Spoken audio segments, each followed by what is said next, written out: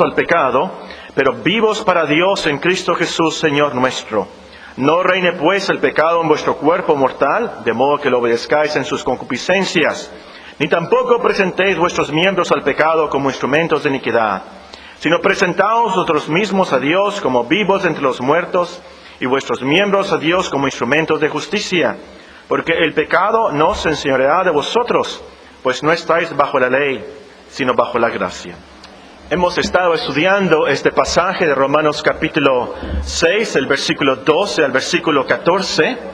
Los últimos domingos hemos dado una exposición, hemos estudiado cada palabra, cada frase de estos versículos. Y nada más nos falta contestar algunas objeciones que tal vez usted tenga. Estudiamos estos textos y les pareció verdad, pero también a lo mejor pensó en alguna objeción, algún problema en su vida.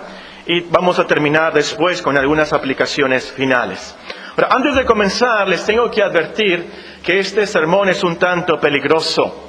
Muy peligroso porque puede ser malentendido y también muy peligroso porque, como dice el apóstol San Pedro, refiriéndose a las cartas del apóstol Pablo, vamos a decir algunas cosas difíciles de entender que pueden ser torcidas. Entonces le voy a pedir en esta mañana a cada uno de ustedes que pongan mucha atención. Si usted no ha estado en nuestros estudios de estos versículos, escúchelos. Puede escucharlos en el internet o puede pedirle a alguno de los diáconos que le dé un CD con los sermones que hemos estudiado de estos versículos. Si no los ha estudiado, si usted no los ha meditado, si no los ha leído, si no ha estado con nosotros, va a ser muy difícil que usted entienda lo que vamos a ver y que pueda usted aplicar lo que vamos a ver en esta mañana y esta tarde, Dios mediante. Entonces pongamos mucha atención. Si algo no le queda claro, pregunte.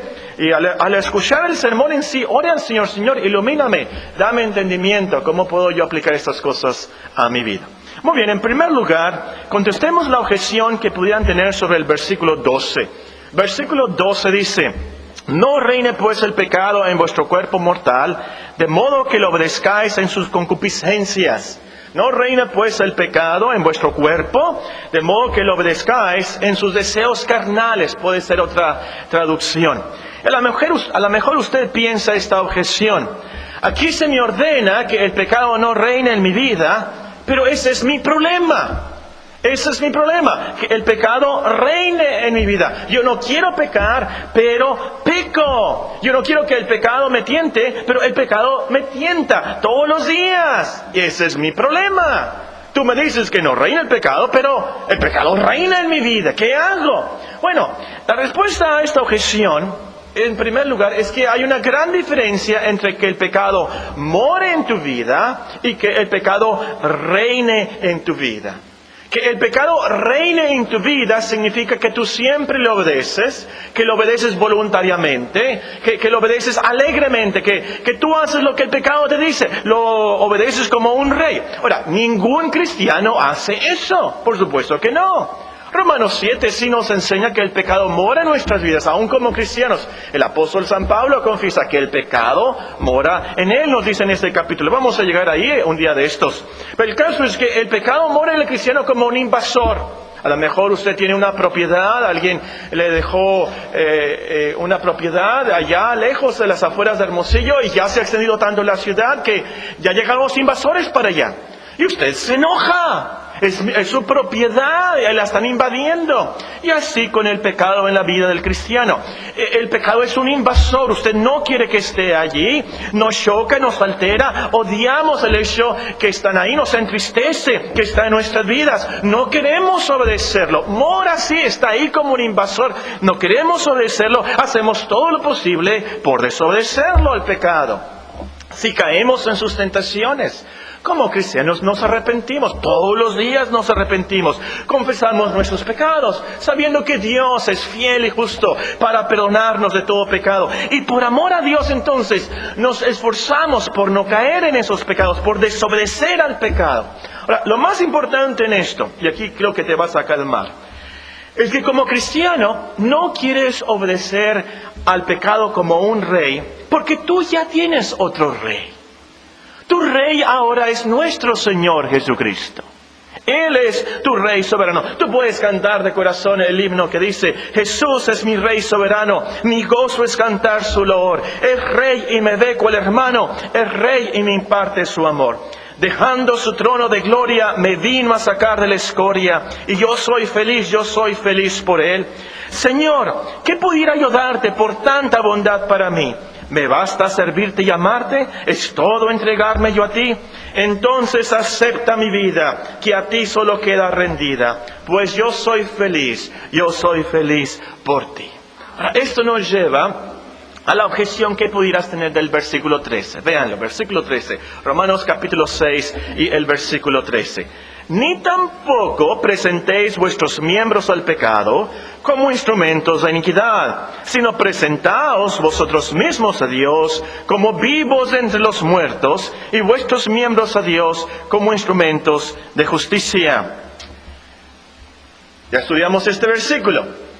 ¿Y qué aprendimos? Una de las cosas principales de este texto que debemos de hacer es que debemos de consagrarnos a Dios, presentarnos nosotros mismos a Dios, como dice el texto. La objeción, usted me dice, Paco, hermano Paco, enseñaste de este texto que para vencer el pecado en mi vida tengo que consagrarme. ¿Sabes qué? Van como 20 veces que yo me consagro. Van como 20 veces que yo me consagro al Señor y no tengo la victoria. Es más, te voy a decir, yo dediqué mi vida para ser una misionera. Yo dediqué mi vida para ser esposa de pastor, si el Señor me llama así. Pero estoy en las mismas. Esa consagración no me sirvió para nada. Qué bueno que usted es honesta y sincera. Y qué bueno si usted es honesto y piensa esto. Es una buena objeción. Hay muchos cristianos que caen en este problema.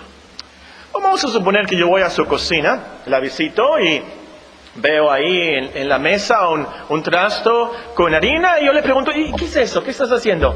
Y usted me contesta, es que ese es un pastel, pero no me salió. Ese es un pastel que no te salió, pero ¿cómo? ¿Qué le echaste? ¿Cuánto tiempo lo pusiste al horno? Parece que ni le pusiste en el horno. Y usted me contesta, es que nada más le puse harina y estoy muy agüitada porque no me salió. ¿Cómo que nada más le pusiste harina? ¿No le pusiste huevos? ¿No le pusiste leche? ¿No le pusiste la canela? ¿No le pusiste el polvo para hornear? ¿La azúcar morena? ¿No lo pusiste en el horno? Te falta... Por supuesto que no es un pastel todavía. Usted me dice, yo ya me consagré, hermano. Ya me presenté a mí misma a Dios y no pasó nada. Pero te faltan los otros ingredientes. Te falta la primera parte del versículo. Te falta la última parte del versículo. Te falta la experiencia. Te falta, por así decirlo, el horno de la experiencia. Te falta tiempo, te falta crecimiento. Crecer y madurar en las cosas del Señor. Un pastel no nada más se hace con la harina. Hay otros ingredientes. Y también así, vencer el pecado no es cuestión de una consagración nada más. Hay otras cosas que hacemos. Hay otras cosas que usa el Señor, y sobre todo el tiempo en la cristiandad. Ahora, teólogos eruditos, un punto aquí muy interesante. Aquí el apóstol San Pablo en este texto nos habla de una consagración decisiva, no muchas consagraciones. Pero lo que quiero enfatizar aquí a todos en la congregación, cada uno de ustedes, es que hay cristianos que están atascados, por así decirlo, atascados en sus pecados. Porque en vez de confiar en Cristo, están confiando en su consagración. Lo repito, hay cristianos atascados y Dios los deja ahí. Porque en vez de confiar en Cristo, están confiando en su consagración. Y precisamente hay muchos que se consagran mucho por esto. Mejor es que la última vez que me consagré, no me consagré bien. Me voy a consagrar otra vez. Es que me consagré para ser pastor, pero a lo mejor yo no debería ser pastor, me consagré mal. O también, es que no cumplí con mi consagración y no me metí al instituto, es por eso que estoy así, voy a consagrarme otra vez. Y esto es peligrosísimo. Porque lo que están haciendo es confiar más en su fe, en su arrepentimiento, en su oración y en su consagración, en vez de confiar en Cristo. Porque cuando se dan cuenta que tan débil es su fe, qué tan incompleto es su arrepentimiento y qué tan imperfecta es su consagración, que entonces fallan y dudan de su fe, dudan de su arrepentimiento, dudan de su consagración. ¿Y qué pasa? Se frustran porque quedan en las mismas y pasa que hasta aún dudan de su salvación. ¿Por qué? No hay ninguna persona con una fe perfecta. No hay ninguna persona con un arrepentimiento perfecto y no hay ninguna persona con una consagración perfecta. Ninguna en todo el mundo. No, hermanos. Tenemos que confiar en Cristo y Cristo nada más. Nada de nosotros. Muy importante esto. No nos salva la consagración. Lo que nos salva es Cristo. La consagración tampoco nos santifica. Lo que nos santifica es Cristo. Entonces, pon tus ojos en Cristo. No pongas tus ojos en ti, no pongas tus ojos en tu consagración. Pon tus ojos en Cristo. Muy bien. Usted me dice, oye Paco, eso es cierto, yo lo creo. Yo lo creo. Pero el versículo 14 dice que el pecado no me va a vencer. El versículo 14 dice que yo estoy bajo la gracia. Pero todavía peco. Todavía caigo, todavía me enojo y todavía grito. Es más, el otro día se me salió una mala palabra tan fea, no lo puedo creer, se me salió. ¿Y sabes qué? Le aventé el sartén de los frijoles a mi esposo, hubieras visto. ¡Ay! ¿Por qué? ¿Por qué? Aquí dice el versículo 14, véanlo, que el pecado no os censurará de vosotros, pues no estáis bajo la ley, sino bajo la gracia. ¿Por qué el pecado se enseñorea de mí, Paco? Bueno, eso es una buena objeción al versículo 14. Todavía no terminamos de estudiar el tema, todavía nos falta el resto del capítulo 7 y el capítulo 8.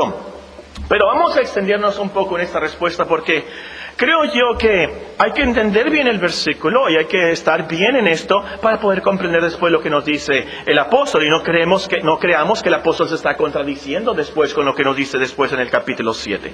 Bueno, en primer lugar, la objeción es, Paco, todavía peco. Y el versículo 14 dice que el pecado no censurará de mí, pues estoy bajo la gracia. La respuesta a esto, en primer lugar, hay que entender bien la promesa. El versículo no te promete que si te conviertes y te consagras, entonces no vas a pecar. No te promete eso el versículo. El versículo no te promete que inmediatamente después de haber orado y ser salvo, vas a vencer todos los pecados en tu vida. No te promete eso es el versículo de ninguna manera. Lo que el versículo te dice es que el pecado ya no es tu Señor. Es lo que te dice. Acuérdense de esa palabra, enseñorear. En medio de esa palabra está la palabra Señor. Es lo que significa. El pecado ya no es Señor de tu vida. Es decir, ya no te puede condenar y tú no lo tienes que obedecer. Ya no es Señor de tu vida. Bueno, en la práctica, y quiero ser práctico en este sermón. En la práctica, antes disfrutabas lo que el pecado te mandaba. Lo disfrutabas y lo hacías, sin ningún problema. Pero ahora no. Ahora te entristeces y caes en el pecado. Te arrepientes, hay un remordimiento muy fuerte que dice, no deberías de hacer esto. El pecado en tu vida te lleva a decir, como el apóstol San Pablo en el capítulo 7, miserable de mí. ¿Quién me librará de este cuerpo mortal? Peco tanto. Eso significa que el pecado no es Señor de tu vida, porque ahora Cristo es el Señor de tu vida y quieres obedecer a Cristo, no quieres obedecer al pecado. Antes no podías dejar de pecar, pero ahora sí puedes resistir ciertas tentaciones. Antes tenías muchos pecados en tu vida, pero ahora son menos y menos graves. Antes no tenías ninguna virtud ante Dios. Pero ahora tienes virtudes, tienes ciertas virtudes. El Espíritu Santo mora en tu vida y te da las fuerzas, te da amor, gozo, paz, paciencia, benignidad, bondad, fe, mansedumbre, templanza. Hay cambios en tu vida y te esfuerzas por ser así y tener ese amor y ese gozo y esa paz. Bueno, por supuesto, la promesa nos dice, y es cierto, al final de tu vida, el pecado no te va a vencer. Ahora sí, entre tanto llegas al cielo, mora el pecado en ti. Y aún el apóstol San Pablo dice, fíjense quién el apóstol San Pablo, las cosas que no debería hacer, esas hago. Y las cosas que debería hacer, no las hago. El apóstol San Pablo dice eso. Él confiesa eso en su vida. Y como cristianos, cada uno de nosotros vamos a confesar esa verdad. Que el pecado mora en nosotros y muchas veces fallamos. Pero a lo último, cuando estemos en gloria, por supuesto, tendremos la victoria final. Pero entre tanto, aunque fallamos, no somos condenados por el pecado. No somos condenados por el pecado, porque el pecado no es nuestro Señor. El pecado no nos puede condenar. ¿Por qué? Porque Cristo murió por nosotros. Cristo murió por nuestros pecados. Por eso el pecado no nos puede condenar. No estamos bajo la maldición de la ley. Ahora estamos bajo la gracia de Dios en Cristo. Una gracia que nos ayuda, nos transforma y nos perdona todos los días. ¡Qué gloriosa es esa cristiandad! Y es por eso que el cristiano puede cantar con alegría, aunque pecó ayer o la semana pasada. ¿Por qué? Porque se ha arrepentido. Y tiene la confianza de que la sangre de Cristo tiene poder para limpiar todo pecado. No hay pecado en tu vida que la sangre de Cristo no pueda perdonar. ¿Lo crees? Si tú crees esto, puedes salir de la iglesia aquí contenta, satisfecho, en paz. La sangre de Cristo continuamente me limpia de todo pecado. Voy a perseverar. Voy a seguir adorando al Señor. Él me da la paz. Pero ¿por qué peco tanto, Paco? ¿Por qué peco tanto? Yo soy cristiano, llevo en la cristiandad como 20 años. Es cierto, mira, Paco, yo no quiero pecar. Pero ¿por qué no me ayuda el Señor? En segundo lugar, en respuesta a esta objeción del versículo 14, tienes que entender la naturaleza de la santificación en el cristiano. Y el apóstol ha brincado en estos versículos de la justificación a la santificación del cristiano. Ahora, ¿qué es que el cristiano es santificado? No significa que nos convertimos en San Paco Tadeo, cosas así, ¿verdad? No significa que somos canonizados. Significa, y en la Biblia, ustedes pueden leer la Biblia. En la Biblia todos los cristianos somos santos, todos. Todos estamos en un proceso de santificación. Lo que significa, como dice en Romanos 8:29, significa que Dios nos predestinó para que fuésemos hechos conformes a la imagen de su Hijo. Esa es la santificación, el proceso por el cual Dios nos separa del mundo para que seamos a la imagen de su Hijo. Es decir, Dios nos transforma para que dejemos el pecado, seamos pacientes como Cristo. Seamos buenos, fieles, misericordiosos como Cristo, honestos, generosos, gozosos como Cristo.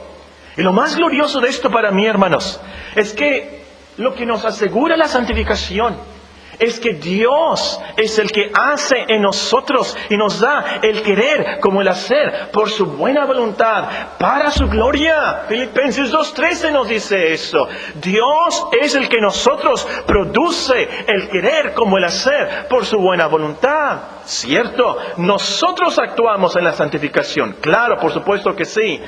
Pero es un proceso de Dios por el cual poco a poco nos transforma. No es algo inmediato, es un proceso. Pero lo más importante, sí colaboramos nosotros, pero Dios hace la obra. Claro, nosotros estudiamos, nosotros leemos, nosotros nos levantamos, nosotros cerramos la boca, nosotros detenemos la mano que va moviendo el mouse a esas páginas, nosotros detenemos la mirada. Claro que sí. No presentamos nuestros miembros como instrumentos de injusticia, sino de justicia. Porque Dios hace la obra en nosotros. Ese es el cristianismo. Ahora, el punto aquí, en respuesta a la objeción. Nuestra santificación, hay que entender esto. Que no pecamos y crecemos en la virtud de Cristo. Es poco a poco. Es poco a poco. No es de un día para otro. Y depende de nosotros también. Depende de ti también. Es decir, si tú no renuevas tu entendimiento del Evangelio, si no te separas de la filosofía mundana, si no meditas en la Biblia, no oras, no vienes a la iglesia, no tienes comunión con buenos hermanos, no participas de la Santa Cena, no tienes comunión con Dios, obviamente el proceso va a ser mucho más largo. Obviamente no estás cumpliendo con tus responsabilidades. Pero Paco, ¿por qué peco tanto? Yo soy cristiana. De veras, llevo 20 años y llevo intentando mucho. Y estoy mejor, sí. Pero todavía me falta mucho. ¿Por qué no me ayuda el Señor para no pecar? Bueno, aquí está lo más peligroso del sermón, por cierto. Lo más peligroso del sermón. Alístense, pónganse los cinturones de seguridad. Fíjense que ¿cómo se llama? Las bolsas de aire están listas en caso de una explosión y un choque. Mucho cuidado con lo que voy a decir, pongan mucha atención. Tienes que entender que Dios en su sabiduría a veces permite el pecado en tu vida. Dios en su misericordia y sabiduría a veces permite el pecado en tu vida. ¿Qué? ¿Dios hace eso? Sí, Dios hace eso. Te voy a dar varias razones aquí. Número 1. Dios en su misericordia y sabiduría a veces permite el pecado en tu vida, que no venzas el pecado, para que aprecies más la gracia de Dios.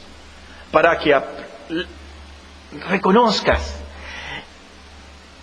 Dios de verdad, si me va a dejar entrar al cielo, va a ser por pura gracia. Porque yo peco tanto, yo fallo tanto. Si Dios me va a salvar, Dios me va a recibir, va a ser por pura gracia. Y eso de verdad es gracia. Nada de nosotros, nada de nuestros esfuerzos, nada de nuestra perfección, nada de nuestras virtudes. Solo los méritos de Cristo, de su vida, su muerte y su resurrección. Cuando confiamos en otra cosa que no sea Cristo, lo que pasa es que Dios nos deja en nuestros pecados. ¿Por qué? Porque estamos formando ídolos. Y el peor ídolo que podamos crear es lo que yo llamo la egolatría. La egolatría de pensar, yo voy al cielo porque estoy venciendo el pecado. Yo voy al cielo porque me esfuerzo mucho y me disciplino y me levanto a las 5 de la mañana a leer la Biblia. Mis tácticas, mis métodos, mi lectura. Yo qué bueno soy. Dios me va a recibir. Cuando tú llegues a ese punto, tenlo por seguro que Dios te va a abandonar. ¿Por qué? Porque estás creando un ídolo de tus métodos, tus oraciones. Y eso es lo peor del mundo ante Dios. Dios entonces te va a abandonar hasta que reconozcas, es por la pura gracia de Dios que voy a llegar al cielo. Dios tenga compasión de mí. Dios tenga piedad de mí. Yo soy un pecador. Pues Dios nos abandona hasta que apreciemos su gracia. Número 2. Dios en su misericordia y sabiduría a veces permite el pecado en tu vida para probarte y para que aprendas a luchar contra pecados más peligrosos. Vean conmigo Jueces. Lo mencioné la semana pasada, pero no lo leímos. Jueces capítulo 3. Voy a comenzar a leer con los versículos del capítulo 2. Al final del capítulo 2 nos dice, el versículo 20. Jueces capítulo 2 y versículo 20. La ira de Jehová se encendió contra Israel y dijo, por cuanto este pueblo traspasa mi pacto que ordené a sus padres y no obedece a mi voz, tampoco yo volveré más a arrojar delante de ellos a ninguna de las naciones que dejó Josué cuando murió, para probar con ellas a Israel, si procurarían o no seguir el camino de Jehová, andando en él, como lo siguieron sus padres. Por esto dejó Jehová a aquellas naciones, sin arrojarlas de una vez, y no las entregó en mano de Josué. Ahí pudiéramos parafrasear. Por esto dejó Jehová aquellos pecados en tu vida, sin arrojarlos de una vez, y no los entregó en tus manos. Ahora, ¿qué dice el capítulo 3? Estas pues son las naciones que dejó Jehová para probar con ellas a Israel, a todos aquellos que no habían conocido todas las guerras de Canaán. ¿Qué pasó aquí?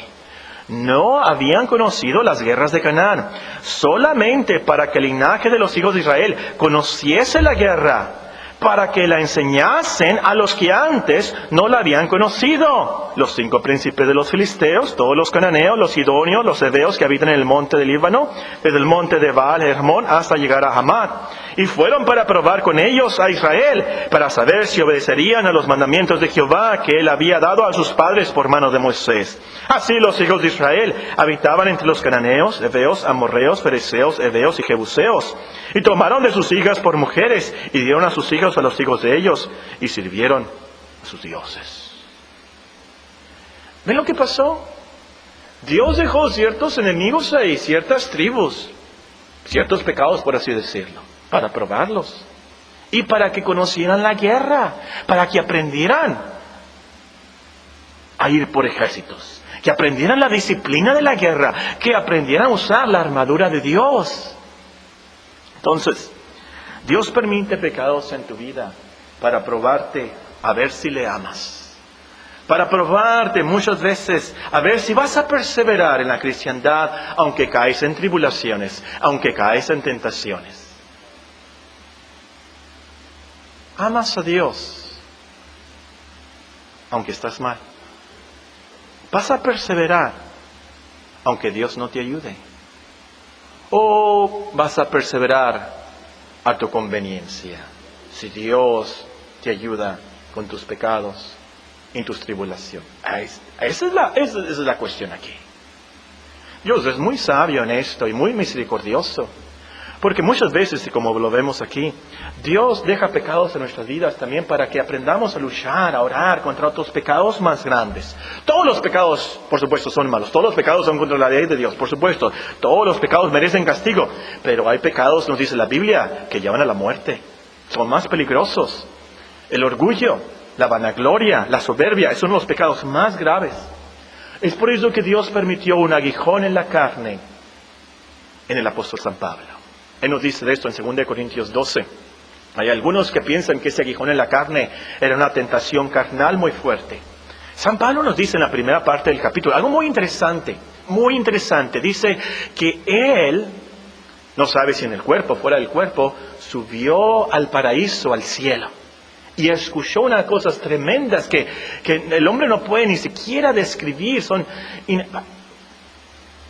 Pero dice él, para que esas revelaciones no me enaltecieren sobremanera, para que yo no me enorgulleciera, para que yo no cayera en la soberbia y en el orgullo, Dios ha dejado este aguijón en la carne. Y así a veces a nosotros, hermanos, Dios permite ciertos pecados en nuestras vidas para que aprendamos a luchar, a orar, a aprender. Cuando yo soy débil, entonces yo soy fuerte. Y aprendamos a hincarnos y a rogar como el apóstol Pablo rogó.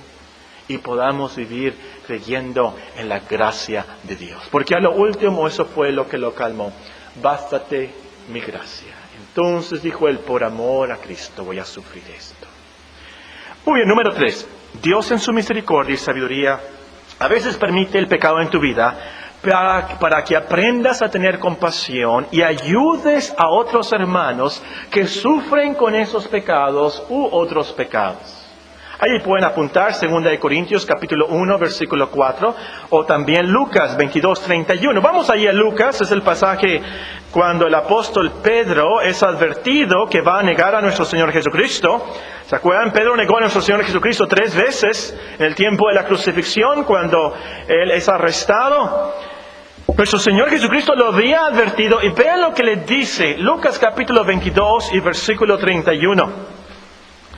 Dijo también el Señor, Simón, Simón, Lucas 22:31. Dijo también el Señor, Simón, Simón, he aquí Satanás os ha pedido para zarandearos como trigo. Pero yo he rogado por ti que tu fe no falte. Y tú, una vez vuelto, confirma a tus hermanos. El Señor no le dijo a Pedro, el diablo te ha pedido, te va a tentar y fuertemente te va a sacudir. Pero yo he intercedido para que no peques. No fue así. Cristo intercedió para que su fe no faltara. Permitió ese pecado en su vida. Y qué feo, qué horrible el pecado de Pedro. Pero lo permitió y una de las cosas, de las razones fue, una vez vuelto, cuando te arrepientas y seas reconciliado, confirma a tus hermanos. Por muchos años tú sufres de ansiedad. Y el pecado de la ansiedad. Y fue muy feo. Y Dios lo permitió en tu vida. Pero luego comenzaste a controlar esos sentimientos, a controlar ese nerviosismo, las promesas de Dios, ejercicio, buena nutrición, a lo mejor algunas medicinas. Y por mucho tiempo fue muy difícil eso. Pero Dios te ayudó. Y luego conoces a un hermano. Y aun cuando te saluda le tiembla la mano. Y ves sus ojos que están llenos de lágrimas y cansados de la insomnia que por días no ha dormido. Y te platican del caso, mira del hermano cómo ha sufrido. Y tiene esa ansiedad y ese nerviosismo. Tú no te burlas de él. Tú sabes lo que es no dormir. Tú sabes lo que es temblar y amanecer frío. Y tienes compasión por ese hermano. Oras por él. Le compartes las promesas de Filipenses 4. Por años. Sufriste con el orgullo y eras muy insumisa con tu esposo.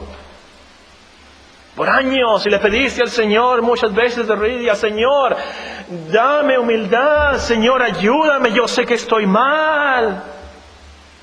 Dios te ayuda. Años después conoces a una hermana con graves problemas matrimoniales. Y te dice llorando, me voy a divorciar.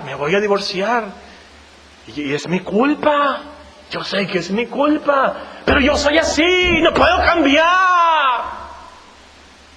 Tú con mucha compasión y más conocimiento, no chismeas de ellas, no la criticas ni la enlodas más, sino que oras por ellas y le ayudas a ser una mejor esposa.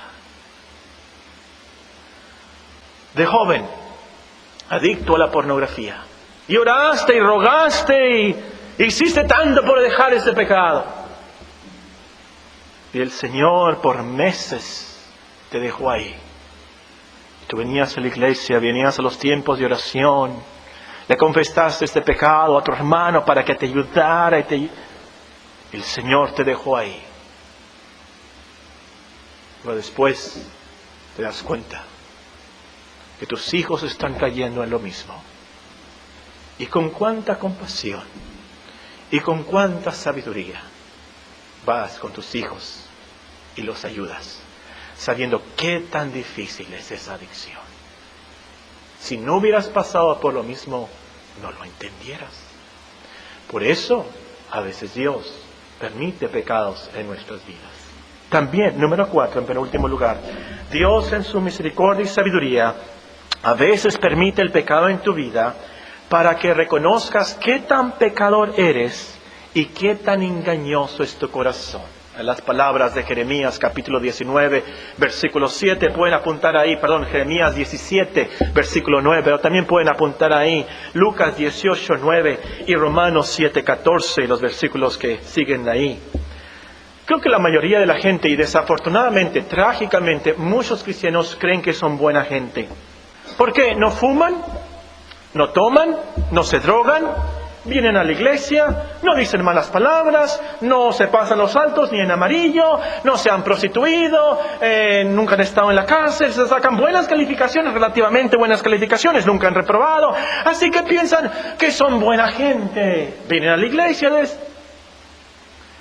El problema es que no reconocen qué tan pecadores son y qué tan engañoso es su corazón.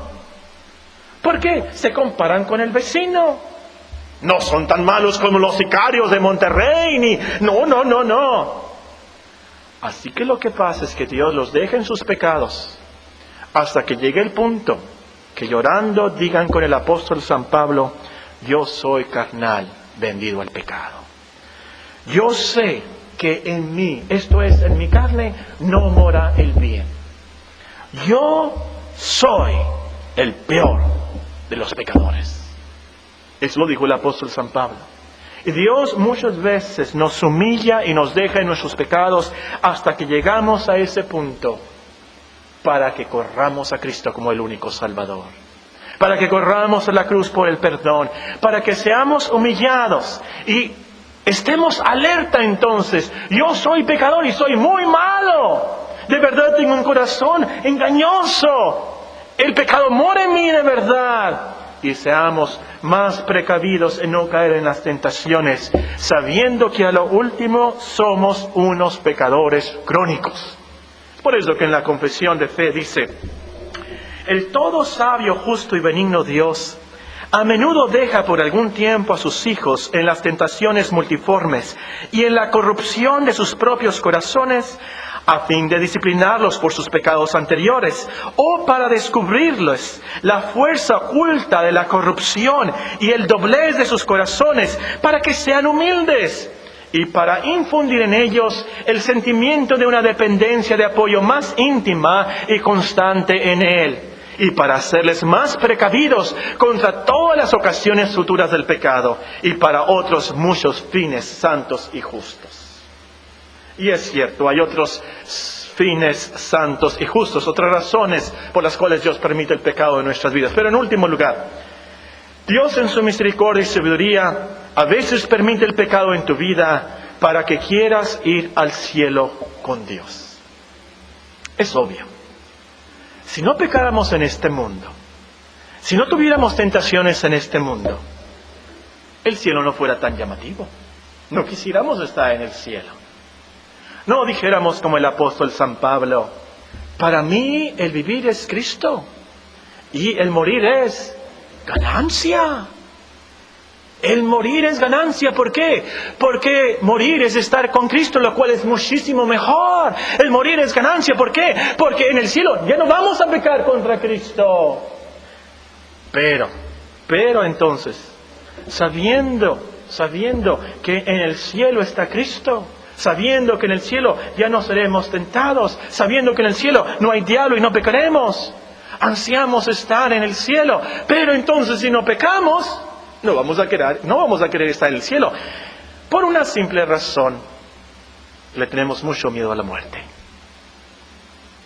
Y por otra simple razón: porque amamos a nuestros parientes y nuestros hermanos, y amamos este mundo. Pero si nos damos cuenta que mientras que vamos a estar en este mundo, vamos a pecar contra Dios, entonces la muerte se vuelve una ganancia. Ahora a lo último de esto se trata, hermanos. El problema no es nuestro pecado en sí. El problema no es el vicio en sí. El problema no es el enojo en sí. No. El problema es que el pecado es contra Dios. Por eso debemos de querer dejar de pecar. Porque a lo último queremos dejar de pecar para poder estar con Dios, nuestro Creador, nuestro gran Salvador. Ahora, mucho cuidado aquí, ojalá que nadie me malentienda en esto. Hay quienes vienen a la iglesia, aún por las tardes, los domingos, para resolver sus vicios, para resolver sus pecados, pero no para estar con Dios, no para tener comunión con Dios, pero quieren resolver sus pecados, quieren resolver sus vicios para sentirse bien, para no tener problemas matrimoniales, para subir, por así decirlo, aumentar su famosa autoestima. Quieren venir a resolver sus vicios para no enfermarse, porque si no dejo esto, me va a dar cáncer. Si no dejo esto de la borrachera, me va a dar cirrosis. Si no dejo esto, me voy a morir. Quieren venir a la iglesia y dejar sus pecados para obtener un mejor trabajo. ¿Qué pasa? Dios te va a dejar en tu pecado hasta que quieras ser salvo y quieras ser santo, no por tu conveniencia o tu vanagloria, sino para que quieras ser salvo y quieras ser santo para Dios. Dios nos va a dejar luchando contra el pecado hasta que queramos ser santos, porque Dios es santo. Y sin santidad no veremos al Señor. Hasta que queramos dejar el pecado, porque amamos a Cristo. Por eso. No tanto porque no queremos ir al infierno, pero porque queremos ir al cielo ¿Dónde está Él, a quien amamos sin haberle visto, quien nos hizo y nos salvó por pura gracia? Oremos. Ojalá que algunas respuestas a estas objeciones de estos versículos te ayuden en tu vida. Pero como cristiano, el punto es, hermanos, perseveremos, tengamos paciencia. Dios está en el trono. Dios está en el trono de nuestro corazón si somos cristianos. Él es nuestro Rey. Si hemos pecado, confesemos nuestros pecados. Él, no nosotros, Él es fiel y justo para perdonarnos de todo pecado y limpiarnos de toda maldad. Estamos luchando, batallando. Tú persevera, tú sigue. Hay un final.